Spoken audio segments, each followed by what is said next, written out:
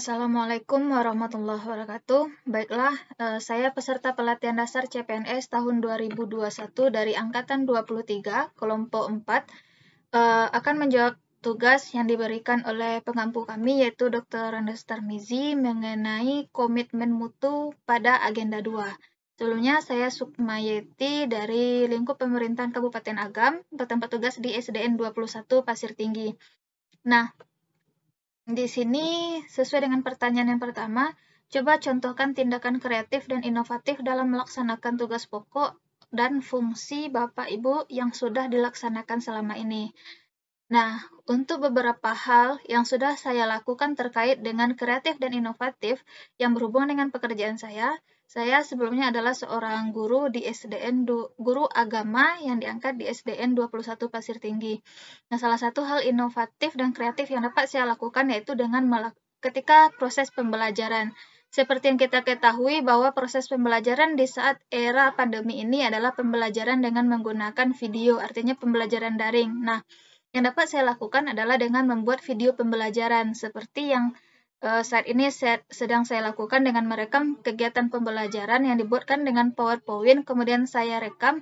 Nah, itulah yang akan saya berikan kepada peserta didik untuk mereka pelajari di rumah. Itu merupakan salah satu hal yang inovatif dan kreatif yang dapat saya lakukan dalam rangka pemenuhan tugas pokok saya sebagai seorang guru yang mampu mengajari dan mengayomi peserta didik dalam menempuh pembelajaran agama. Kemudian, apa hambatan yang terjadi yang dihadapi dalam melaksanakan hal tersebut?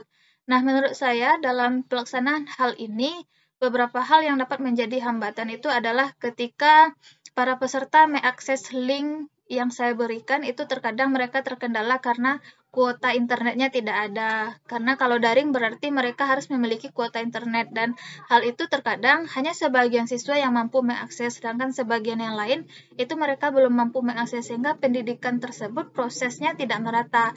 Ada siswa yang mampu memahami karena dia melihat konten pembelajaran, namun ada juga siswa yang belum memahami karena dia memang sama sekali tidak memiliki kemampuan untuk mengakses hal tersebut.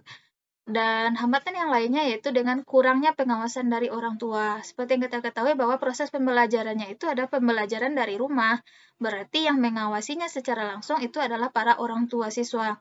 Nah, ketika siswa mengakses link yang saya berikan, terkadang mereka tidak mengakses link pembelajaran, tetapi mereka lebih sering mengakses YouTube untuk bersenang-senang melihat YouTube. Nah, menurut saya itu adalah kendala yang paling utama yang sering kali dihadapi oleh guru dan terutama yang saya hadapi sendiri. Kemudian, kenapa hal itu terjadi?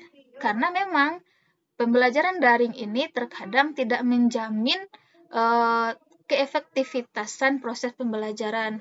Bisa jadi terkadang orang tua kurang memantau kegiatan pembelajaran anak di rumah, karena mereka pun sibuk bekerja untuk mencari nafkah bagi anak-anaknya, sehingga proses pembelajaran itu tidak merata seperti yang saya sampaikan tadi. Berikan pertanyaan yang selanjutnya, gagasan kita untuk menjawab persoalan tersebut yang di atas. Nah, kalau bagi kami seorang guru, itu akan kesulitan juga untuk memberikan gagasan bagaimana untuk mengatasi hal tersebut. Karena salah satu cara untuk mengatasinya yaitu dengan melaksanakan pembelajaran tatap muka. Karena dengan demikian, seluruh peserta yang hadir, seluruh peserta didik akan mendapatkan pendidikan atau pembelajaran yang sama dan pemahaman yang sama tergantung dari tingkat pemahaman mereka. Sedangkan kalau masih tetap melaksanakan sistem online ini, tidak ada yang mampu untuk mengontrol apakah siswa tersebut memang mengakses pembelajaran atau tidak. Mungkin salah satu juga yang dapat kita lakukan adalah dengan melakukan kunjungan rumah. Kunjungan rumah ini kita datang ke rumah siswa, kemudian kita menanyakan kepada siswa sejauh mana dia mampu memahami materi ini. Ini bisa dilakukan sekali seminggu atau 2 kali seminggu mengunjungi rumah siswa dan mengumpulkan mereka di suatu tempat, kemudian menanyakan materi-materi apa saja yang belum dikerjakannya atau tugas-tugas apa yang mereka tidak mampu untuk menjawab tugas-tugas tersebut. Itu merupakan salah satu ide yang dapat kita terapkan untuk peningkatan mutu layanan atau mutu pendidikan dalam proses pembelajaran. Nah, pertanyaan yang kelima, Coba sebutkan salah satu contoh pelayanan publik yang ada di lingkungan bekerja yang sudah berorientasi pada mutu. Salah satu contoh pelayanan publik yang berorientasi pada mutu yaitu dengan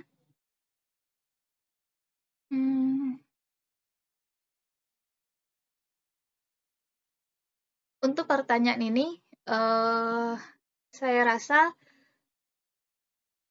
agak kesulitan untuk menjawabnya karena di sekolah kami sebelumnya kami menjelaskan bahwa sekolah kami itu pada awalnya hanya memiliki 2 orang PNS. Yang pertama guru olahraga, yang satu lagi kepala sekolah, dan yang selebihnya itu adalah guru honorer.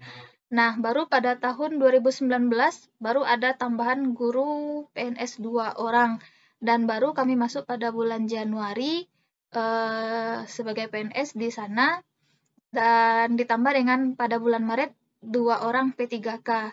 Jadi kalau kami amati sejauh ini, apalagi dalam masa pandemi ini, salah satu contoh pelayanan publik yang dilakukan itu adalah dengan setiap guru itu membentuk grup kelompok melalui WhatsApp. Nah, di sana mereka akan selalu menanyakan tugas-tugas yang diberikan kepada siswa atau meminta siswa untuk menampilkan sesuatu. Seperti saya sebagai seorang guru agama, nah ketika kami membuat grup WhatsApp, nah di sanalah kita untuk mengendalikan siswa bagaimana siswa mengikuti pembelajaran dengan melakukan absen pada hari-hari pembelajarannya, mengambil absen, kemudian mengontrol apakah dia sudah mengakses link yang diberikan di dalam proses pembelajaran atau belum. Nah, ketika mereka sudah bisa mengakses tersebut, nah kita tanyakan di mana di mana dia yang kondisinya sulit untuk memahami pembelajaran. Nah, barulah di sana kita jelaskan melalui WA, bisa melalui voice note, atau kita buatkan peta konsepnya lagi dan kita berikan kepada siswa. Menurut saya itu merupakan salah satu contoh pelayanan publik. Publiknya di sini adalah para siswa dan para orang tua bisa untuk mengaksesnya, mampu memahaminya, dan jikapun siswa mengalami kesulitan, para orang tua mampu memberikan bantuan kepada siswa dalam proses pembelajaran. Itu merupakan salah satu pelayanan mutu yang dapat diberikan oleh sekolah dalam masa pandemi ini. Kemudian sebutkan salah satu contoh pelayanan publik yang masih jauh dari orientasi mutu yang terdapat di lingkungan tempat bekerja. Nah, salah satu hal yang sangat masih kurang sekali itu adalah dalam hal administrasi sekolah. Seperti yang saya sebutkan sebelumnya bahwa sekolah kami itu masih belum masuk listrik, artinya sekolah itu tidak memiliki listrik. Nah, ketika dibutuhkan surat menyurat yang berhubungan dengan siswa, ketika siswa meminta surat keterangan aktif, atau ketika siswa meminta surat-surat yang berhubungan dengan kegiatan mereka, itu akan kesulitan. Harus menunggu dulu waktu sehari. Jadi, jika dia meminta sekarang, baru bisa diberikan itu besok. Artinya, dikerjakannya surat-surat menyurat itu di rumah, kami kerjakan di rumah dulu, baru kami bawakan ke sekolahnya besok. Nah, menurut saya itu adalah salah satu hal yang sangat masih kurang di dalam lingkungan tempat kami bekerja di sekolah kami. Karena memang listriknya yang tidak ada, tidak bisa memprint, tidak bisa buka komputer, karena hal itu memang menjadi keterbatasan yang paling sangat besar sekali bagi kami dalam peningkatan mutu pelayanan yang berhubungan dengan surat menyurat dan administrasi lainnya. Menurut saya, itu yang dapat saya jabarkan mengenai pertanyaan yang Bapak berikan mengenai komitmen mutu. Terima kasih atas segala perhatiannya dan terima kasih atas segala ilmu yang Bapak berikan. Mohon maaf atas segala kekurangan atas jawaban saya. Assalamualaikum warahmatullahi wabarakatuh.